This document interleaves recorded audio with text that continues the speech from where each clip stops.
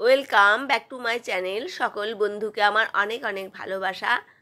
বন্ধুরা, আজকে আমি নিয়ে এসেছি একটি হেলদি জলখাবার, যেটা রাতে হোক দিনে দু টাইমেই খেতে পারবেন, প্লাস জলখাবার হিসেবেও কিন্তু এটা খাওয়া যাবে। তো দেখে না যাক কেমন করে এই আমি জলখাবার টিফিন যা কিছু বলেন আমি কেমন করে বানাচ্ছি। প্রথমে একটা বাটি নেব, তার মধ্যে আমি কিন্তু আটা নেব, ময়দা কিন্তু নেব না, কারণ যেহেতু এটা হেলদি বানাচ্ছি সেই জন্য আমি আমার পরিমাণ মতো 2 কাপ আটা নিয়েছি। সামান্য নুন দিয়েছি, আর একটু কালো জিরে, আর দিয়েছি জোয়ান। এটা জোয়ান কালো জিরেটা দিলে খেতেও ভালো লাগবে। এবার এটা আমি আধা ঘন্টা ঢাকা দিয়ে রেখে দেব। তারপরে আমি ফিরে এসে দেখব আটাটা কতটা নরম হয়েছে। এদিকে মুগের ডাল সারা রাত ভিজিয়ে রেখে সকালে পেস্ট করলেও খুব ভালো হয়, না হলে আধা ঘন্টা 1 ঘন্টা আগে গরম জল দিয়ে একটু ভিজিয়ে রাখলে কিন্তু নরম হয়ে যাবে।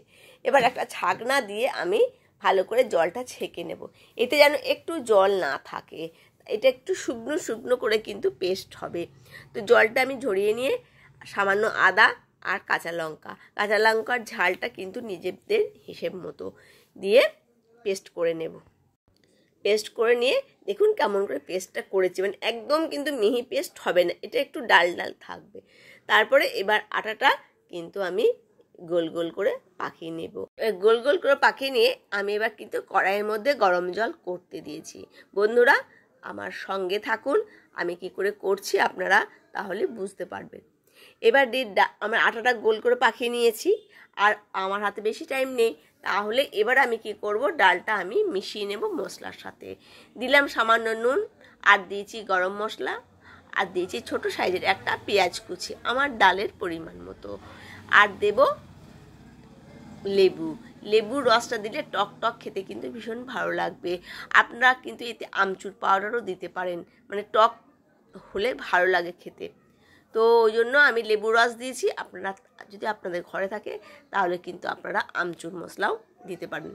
এবার আমি কি করব, আটার গোল্লাগুলোকে আমার ঘরে যে লেবুর রস করা মোটামুটি অনেকের ঘরে এরকম থাকে, ওতে করে দিলে কিন্তু ভীষণ ভালো লাগে দেখতেও, আর হাতে করে গোল করে পাকাতে হয় না। তো এর যে আমরা লেবুর রস করি ওই মেশিনটা নিয়ে একটু করে জাস্ট বাটির মতো করে নেব। আর দেখুন ডিজাইনটাও সুন্দর হচ্ছে। এবার এইখানে অল্প পরিমাণ করে পুর দেব। পুর দিয়ে এটা আমরা সুন্দর, যেমন আমরা দুধ পুলি বানাই সেই রকম কিন্তু বানিয়ে নেব। দেখুন এইভাবে প্রত্যেকটি আমি বানিয়ে নেব। তো একটা একটা করে বানিয়ে নিচ্ছি, খুব সাবধানে হাতে করে টিপে টিপে এইভাবে কিন্তু ঢুকিয়ে নেব। নেওয়ার পরে সুন্দর করে জিনিসটাকে কিন্তু আমরা বানিয়ে নেব। তাহলে আর সাবধান যেন পুরটা বেরিয়ে না যায়। আর পিছন দিকটা দেখুন কি সুন্দর ডিজাইন হয়ে আছে। এইভাবে প্রত্যেকটি আমি আগে বানিয়ে নিচ্ছি। সবগুলো আপনাদেরকে দেখানো সম্ভব নয়, কারণ টাইমটা অনেকটা হয়ে যাবে, সেই জন্য ভিডিওটা অনেকটা বড় হয়ে যাবে। তাই 2-4টে দেখিয়ে কিন্তু আমি পটাপট এগুলোকে বানিয়ে নিচ্ছি। তো আমার বানানো হয়ে গেলে তারপরে আপনাদেরকে দেখাচ্ছি।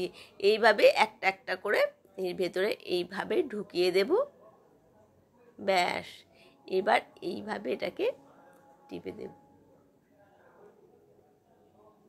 তাহলে কি হবে, সুন্দর একটা গোল রাউন্ড শেপ হয়ে যাবে। ওর ভেতরে কিন্তু আমরা এবার মশলাটা ভরে দিতে পারবো। এইভাবে না খুব সুন্দর হয় দেখেছি, সেই জন্য এই টিপসটা আপনাদেরকে দেখাতে পাচ্ছি। একদম গোল হয়ে গেল সুন্দর করে। তাহলে ব্যাস একটু হাতে করে সমান করে নিয়ে পুরটা এবার আমি এর ভেতরে ঢুকিয়ে দেব। অল্প করে পুর নেব, যতটা কভার করতে পারা যাবে ততটাই পুরটা নেব। আর বেশি করে পুর দিলে খেতে ভালো লাগবে, কিন্তু এটাকে আটকানো তখন যখন বয়েল করব তখন কিন্তু বেরিয়ে যাবে। সেই জন্য পরিমাণ মতো ডাল ভরে দিলে পরে মুখটা আটকে যাবে। ব্যাস এইভাবে আমি প্রত্যেকটি বানিয়ে নিচ্ছি, তারপরে আপনাদের কাছে আবার আসছি। দেখুন আমার কিন্তু প্রত্যেকটি হয়ে গেছে। এবার আমি গরম জল আমি বসিয়ে দিয়েছিলাম, এবার গরম জলের মধ্যে আমি একটা একটা করে ছেড়ে দেব। তো বন্ধুরা, যদি আমার কেউ নতুন বন্ধু হয়ে থাকো তাহলে চ্যানেলটিকে সাবস্ক্রাইব করে পাশে থাকার অনুরোধ রইল। আর আমার যারা বন্ধু আছে তাদেরকে অনেক অনেক ভালোবাসা আমার ভিডিওটা ওয়াচ করার জন্য। তো বন্ধুরা, এইভাবে একটি হেলদি টিফিন বা লাঞ্চ ডিনার আপনারা যখন মন, এটা খুব ভারী খাবার, অনেকে ভাত খেতে চায় না, তখন এইটা বাচ্চারাও বেশিরভাগ ক্ষেত্রে কিন্তু ভাত খেতে চায় না, দুপুরে এইরকম একটা খাবার কিন্তু ওদিকে অনায়াসে দেওয়াই যায়, কারণ এটা খুব হেলদি আর একদম পেট ভরে যাবে। আর সামান্য এতে আমি সাদা তেল দিয়ে দিলাম যাতে একটার সাথে একটা চিপকে না যায়। তো এইভাবে আমি কিন্তু এগুলোকে বয়েল করে নিচ্ছি। তো দেখুন আমার কিন্তু সবগুলো একটার ভেতর থেকে কিন্তু পুর বেরিয়ে যায়নি, সুন্দর করে কিন্তু সেদ্ধ হয়ে যাচ্ছে। যদি একবারে হয়ে যায় তো সেদ্ধ করে নেবেন, না হলে দুবার সেদ্ধ করে নিলেই হবে। তো মোটামুটি আমার কিন্তু আমি একবার দেখে নিলাম, তো অনেকটা সেদ্ধ কিন্তু হয়ে গেছে। এবার আমি তুলে নেব। তুলে নেওয়ার পরে আমি এই কড়াইটিতে আবার আমি তেল দিয়ে দিয়েছি, কারণ আমি এটা একটু ফ্রাই করে নেব হালকা তেল দিয়ে। তো তেলটা আমার মোটামুটি হয়ে এসছে। এবার আমি দিয়ে দেব সামান্য পরিমাণে তিল, ওপর থেকে তেল দিয়ে দেব। তিল দিলে কিন্তু তিলটাও কিন্তু একটা হেলদি খাবার, এটাও যদি আপনি খান না অনেকক্ষণ আপনার পেটটা কিন্তু ভরা হয়ে থাকবে। এবার ওপর থেকে তেল দিব, দেখতেও ভালো লাগবে তিলটা, আর খেতেও কিন্তু ভালো লাগবে, ভাজা হয়ে যাবে তিলটা। এবার আমি এই টিফিন রেসিপিটা যেটা বানালাম, এবার এটা কিন্তু আমি দিয়ে দেব। দিয়ে এবার টমেটো সস দিয়ে দেব একটু, আর